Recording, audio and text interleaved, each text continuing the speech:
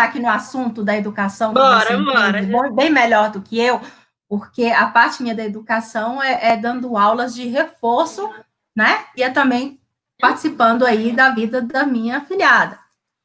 Então, eu estava contando para eles, Lua, que você disse que mudaram a história do Chapeuzinho Vermelho, assim como aconteceu com minha filhada, né?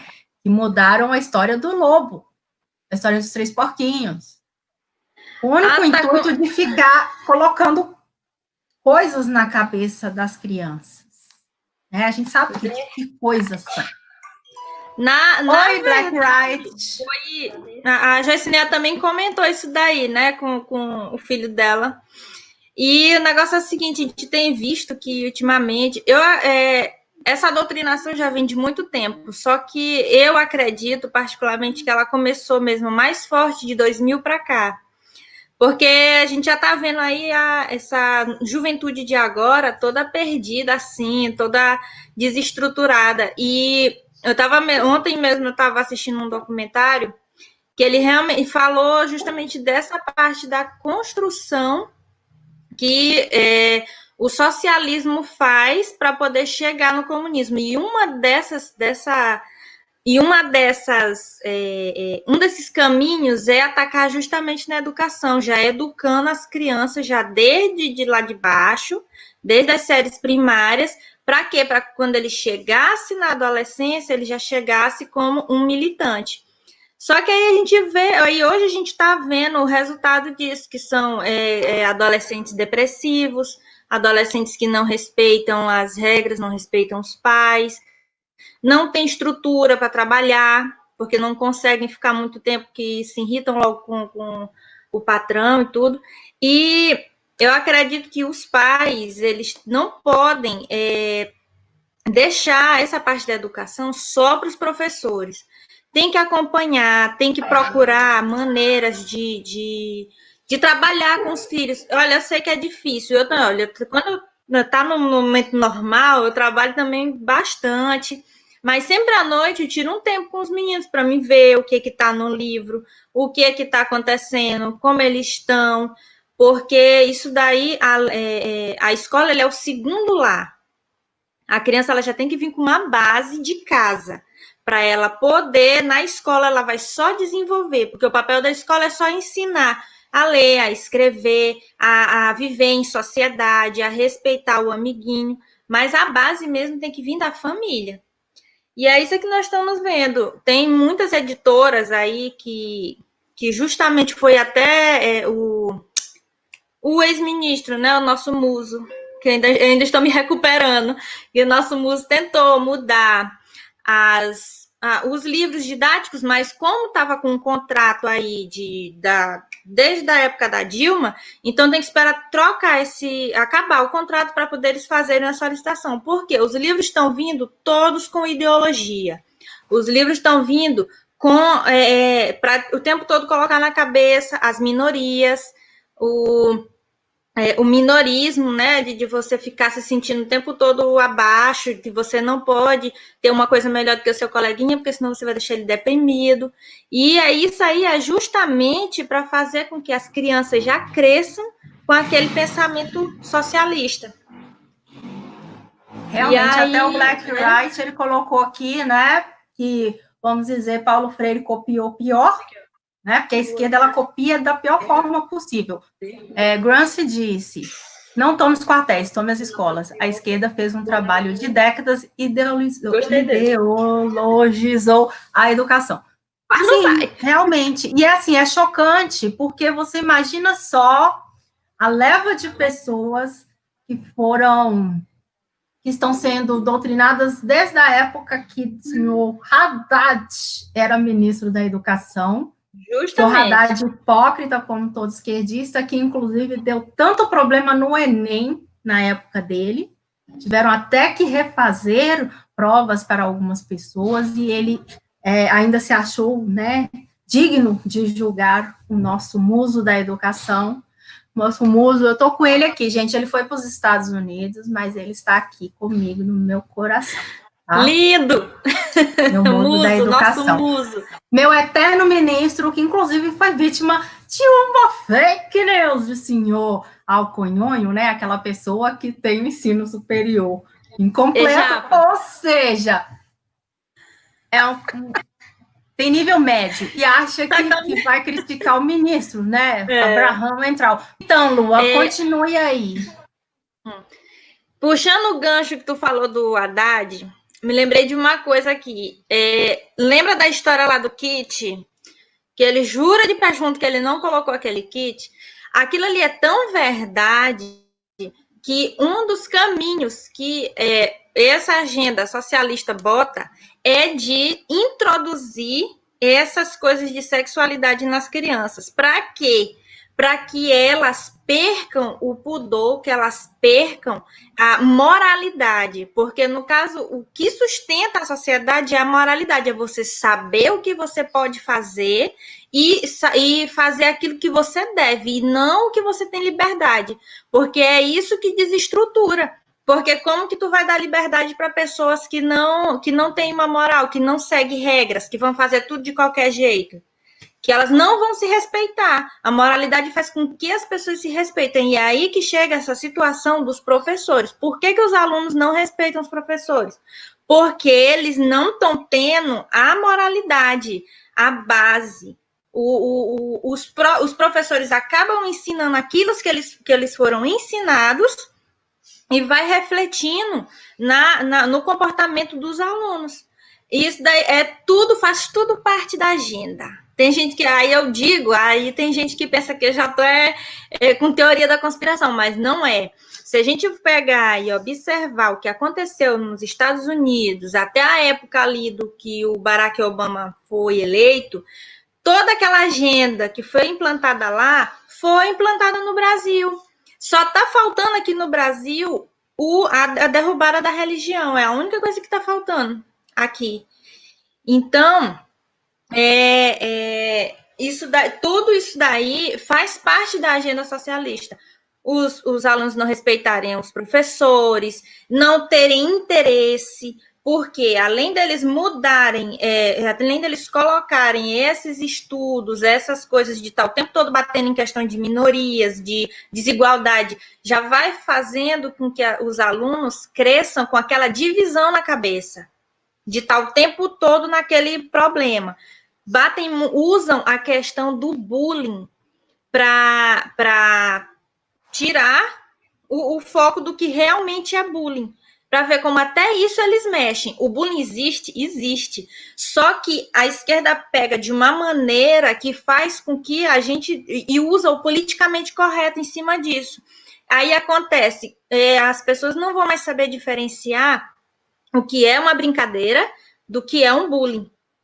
Aí as crianças, os adolescentes ficam tudo perdidos. Aí vão crescer como? Vão crescer adultos que não vão saber nem interpretar um texto, que não vão saber conviver em sociedade, que não vão saber explicar alguma coisa para alguém. E aí isso vai tornar, além de tornar eles os idiotas úteis, eles não vão ser bons profissionais, não vão ser bons pais.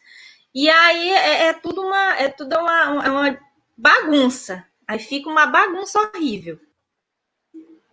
E muitas vezes, olha, eu vou te falar uma coisa sobre essa pandemia. Até nisso ela conseguiu prejudicar. O que acontece? Eu queria ajudá-la com as tarefas, né? Com as aulas em casa. Ah, não, mas é porque senão vai pegar coronga, não, eu trabalho no hospital, e aí eu não vou arriscar a sua vida, que não sei o quê, blá, blá, blá. Então, tá vendo, até nesse ponto, cada dia que passa eu sinto que essa pandemia foi feita exatamente para poder ceifar qualquer tipo de projeto que esse governo teria que fazer, inclusive nesse âmbito educacional. E as pessoas, gente, têm preguiça de ler, têm preguiça de estudar, sabem muito bem mexer com as redes sociais, mas não sabem fazer pesquisa. Mas tu sabe por que isso? Essa questão da preguiça, eu acredito que seja justamente esse o plano. Desde quando... Eu sempre uso o ano de 2000 para cá, porque quando eu estudava, não era tão assim, era totalmente diferente. O ensino médio que eu estudei não é o ensino médio que está agora, que hoje em dia. Então, eu gosto de usar essa época para cá. O que acontece? essa educação, essa filosofia do Paulo Freire, o que ela fez? Ela criou pessoas para serem críticas. Você vai ler um trecho, você vai criticar aquele texto, você não vai interpretar. Então, o que faz? Faz com que as pessoas não leiam, elas não pegam um livro para ler, para entender o que o autor está querendo passar. Não o que o autor está querendo dizer, sim o que ele quer passar. Eu já vi muito isso. Às vezes a gente pega, vai ler um livro e vai comentar com uma pessoa. Ah, tu leu o livro? Ah, eu li só o prefácio, mas ali eu já sei de tudo. Não é assim. O livro ele é muito mais complexo. Aí o que acontece? A pessoa deixa de ler, vai assistir o filme, que é mais resumido. Eu falo assim até em coisas históricas, porque mesmo que tenha os livros, mas tem gente que faz documentário e tudo, por achar que é mais fácil. Só que as pessoas não têm noção da riqueza que tem um livro. Tudo que os detalhes de tudo que tu pode extrair dali, tu pode extrair várias opiniões dali, não só uma. E um livro leva a outro, é uma coisa de louco. Aí aqui o pessoal tá falando, né, sobre bullying. Ai, gente, eu já sofri bullying, vocês não imaginam quanto. Eu só chamava de bonita. Apanhava, tinha gente que me esperava na esquina para me bater. Eu fui enforcada na quadra de handball. Oi, Rosana, tudo bem? Eu fui arrastada na quadra de handball por uma grandona, uma valentona, sabe? Ainda bem que eu tinha uma amiga que ela era grandona, então ela era assim, bem desenvolvida para a idade, então ela me defendia, né? Assim, eu sofri também bastante bullying na escola. Meu Deus do céu, se não fossem meus pais mesmo, eu não sei o que seria de mim. Para te ver que até criança de primeira série, assim, gente, enchia muito meu saco. Eu tinha apelido de tudo quanto era jeito, né? Então, hoje em dia, a pessoa me chamar de Lua, eu já acho, tipo, não me fala nadinha, mas antes, quando era criança, quando eu não entendia mesmo muito bem, cara, aquilo dali me deixava muito triste. Mas o que aconteceu? Meus pais, minha família sempre trabalhou isso comigo, mesmo que eles não tivessem formação, assim, tudo, porque nenhum dos dois tiveram formação, mas eles sempre passaram para mim que eu poderia ser melhor, que eu não tinha por que ter vergonha de como eu era, que as pessoas só enchiam meu saco, porque minha mãe dizia assim, eles enchem teu saco porque tu é mais bonita do que eles. Aí eu, tipo, já larguei mais de... Aí à medida que eu fui crescendo, eu não fiquei traumatizada, não fiquei tipo, ai meu Deus, eu vou me matar por causa disso. Não, porque eu tive uma boa estrutura.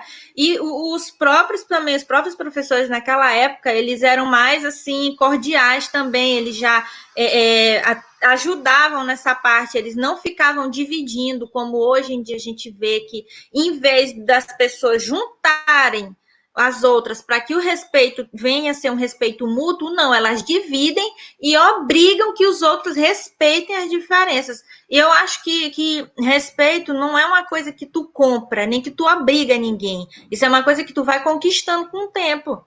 Então, é questão de autoestima, né? A autoestima sua, ela tem que ser trabalhada, tem que ser forjada, ferro, fogo e sangue. É você chorando, igual minha mãe fazia. Minha mãe era ótima, tá? Minha mãe excelente. Tipo, minha mãe era tipo aquela de minha mãe é uma peça, né? Porque eu apanhava na escola, chegava, ai, mãe, eu apanhei. Vixe, minha filha, ela me dava outra surra para me deixar de ser besta. O Black Ride aqui fez uma observação interessante, que realmente é o que a gente estava discutindo. O Fábio Alerta, a gente estava até programando de fazer uma live em relação a esses assuntos, tá? De canais infantis, que muitas vezes os pais, eles não observam, porque às vezes aparentam uma coisa bonitinha, mas o conteúdo é tóxico para as crianças, né? Então, você vê a degradação cultural de um povo, quando no Brasil, o maior canal de YouTube é o canal de funk, seguido por Whindersson Nunes e Felício Neto. Exatamente. E é esse o papo que nós vamos falar na outra live, que nós vamos fazer em conjunto. Tá? Isso aí é uma pauta muito gigante. Isso é uma então, pauta a gente tem que fazer em outra live, mas é para você ter uma ideia. Mas, gente, eu sempre acompanhei o Felício, por quê? Porque eu tenho uma afilhada, eu descobri que com 8 anos ela assistia o programa dele. Sabe? Então, não é adequado. Então, eu fui tentar entender mais, acompanhar, até mesmo para poder colocar argumentos sólidos que ele é uma péssima pessoa, uma péssima influência, tanto ele quanto quaisquer pessoas ligadas a ele. Justamente. A gente tem que entrar no submundo quando a gente quer trabalhar com isso. Eu já sofri bullying por estar gripado, quando eu tinha 10 anos de idade. Como assim? É mais ou menos igual acontece hoje, porque hoje nós estamos sofrendo bullying. Se a gente espia, se a gente tosse, não pode nem tossir de tuberculose, mais que o povo já acha que é corona. É tão verdade que eu só vim atentar com o Felipe Neto quando eu vi que meu filho, esse aqui tá aqui, assistia. Mas já faz uns 2 anos, eu acho, que ele assistia. 3 anos, né? Hoje em dia, ele mesmo, quando o YouTube recomenda, ele vai lá e tira. Aí ele vem e me diz, eu tirei. Nem ele não suporta mais. Porque é uma coisa assim tão tóxica que parece inofensivo, mas na verdade ele sempre usa mensagens subliminares. Eu digo mesmo, eu prefiro muito mais meu filho assistindo um anime do que ele tá perdendo tempo dele assistindo Felipe Neto. É um sitezinho aí que ele assiste, mas que eu sei que tem hora que eu tô doida, assim, eu fico louquinha, eu fico vigiando tudo, para poder, porque é muito perigoso. Ao mesmo tempo que a internet nos deu essa liberdade, também ela vem com muitos perigos. Então, como pai, como mãe, é nossa responsabilidade estar lá vigiando. Tá? Não é por questão de eu sou uma ditadora, que eu não deixo eles assistir, não. Como eu já tenho uma consciência, como eu já sou mãe, como eu já vivi assim, eu tenho noção do que é certo e o que não é. Vou mostrar para ele. Quando ele crescer, se ele quiser assistir, que ele já vai ter a consciência dele, aí, é problema dele. Mas enquanto ele estiver debaixo de minha jurisdição, ele vai ter que seguir o que eu entendo que é certo e o que é errado. Quando ele crescer, ele decide. E então, eu vi que o comportamento dele mudou totalmente quando ele parou de assistir. Ele ficava com umas coisas assim de ficar com medo, daquelas histórias que ele tem um vídeo aí que ele ensina os meninos a entrar na Deep Web. Pois ele ficou com medo disso, não estava dormindo. Foi assim um tempo assim que eu ficava, meu Deus do céu, o que está acontecendo? Aí que eu me atentei e fui pesquisar, era este demônio deste menino. E aí eu cortei também o tal do Lucas Neto, que é outro que só ensina, meu Deus, eu não sei, só ensina idiotice. Cortei do outro, do menorzinho, também não assiste. Ele já olha também, ele já pula. E olha que ele nem entende as coisas ainda assim direito, mas quando ele olha, ele já pula, porque ele já entende que eu já não deixo ele assistir. E é isso, os pais têm que ter essa atenção. É muito perigoso você pegar e dar. Não é só o YouTube, é qualquer conteúdo. Se não tiver uma supervisão, criança não tem noção das coisas. Se não tiver uma pessoa que ensine ele, o ensino fica terceirizado, a criança cresce toda errada, e aí o pai e a mãe viram e não sabe por que foi. Não é assim, de jeito nenhum. Fora que hoje em dia a gente não tem mais nem os desenhos de antigamente, que os desenhos de antigamente eram um desenho assim, meio fora da casinha, mas que foi um desenho que fez muita diferença pra gente, que hoje em dia a gente não vê mais. Hoje eles estão até descaracterizando os personagens dos desenhos, né? Eu lembro de, como que chama, gente? Os Cavaleiros do Zodíaco, fizeram isso. A Netflix foi lá e mudou. Ai, meu cabelo, peraí, que eu não... Essa câmera é esquisita, eu não sei que lado que vai meu cabelo. É porque nós precisamos ganhar esse espaço, porque, olha, a esquerda, ela tá para todo lado. E a direita fica assim, com esse pudor de não querer estar se envolvendo, e é por isso que a gente tá só pegando lapada. E é muito interessante que as pessoas que tenham vontade, que queiram passar seu conteúdo, criem um canal e seja feliz. E eu acho que estão escutando nossas preces, porque de ontem para hoje, porque eu tenho vários grupos, então de ontem para hoje já chegou para mim assim, compartilhamento de canais pequenos, menores do que o meu, acho que o pessoal está começando agora, e de direita, pessoal de direita. Eu fiquei tipo, meu Deus, já compartilhei também, já mandei. Eu fico muito feliz com isso, porque quanto mais as pessoas despertarem mais fica melhor de passar conteúdo. E as pessoas precisam dar espaço para os outros também, que, como tu disse, cada um tem sua característica, cada um tem sua maneira de trabalhar. Então, a gente tem que ajudar, tem que compartilhar, tem que participar, entendeu? Realmente, eu vou contar uma coisa para vocês. Quem é da direita conservadora tá para se sacrificar. Porque a gente leva a pau. Eu tava vendo... Estamos sofrendo bullying por sermos de direita. Tem isso aí, meus pudins. Lua, quer dar as suas considerações finais? Sim, só agradecer mais uma vez por estar aqui nesse canal maravilhoso. Muito obrigada pelo espaço. E só avisar a pessoa, quem estiver aqui, a gente se inscreva no meu canal, dê uma visitada nos meus vídeos lá. Mais uma vez, muito obrigada. E vamos ter força aí. Quem tiver algum pai ou mãe assistindo, eu peço a vocês, prestem atenção no que os filhos de vocês estão assistindo.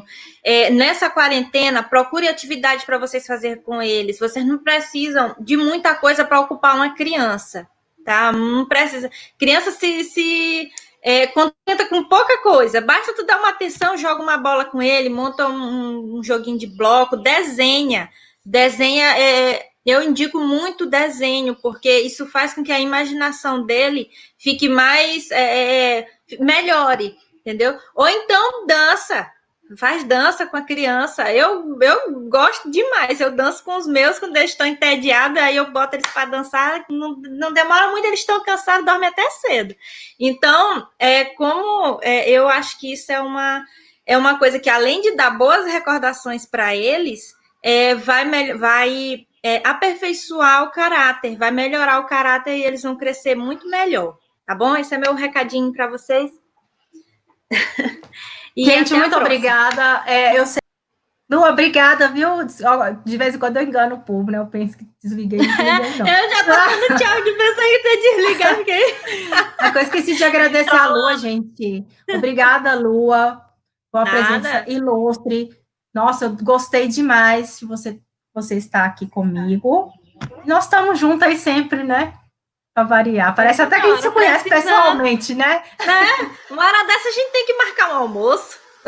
Pois é, e vamos abraçar muito, sem máscara. Ai, eu amo.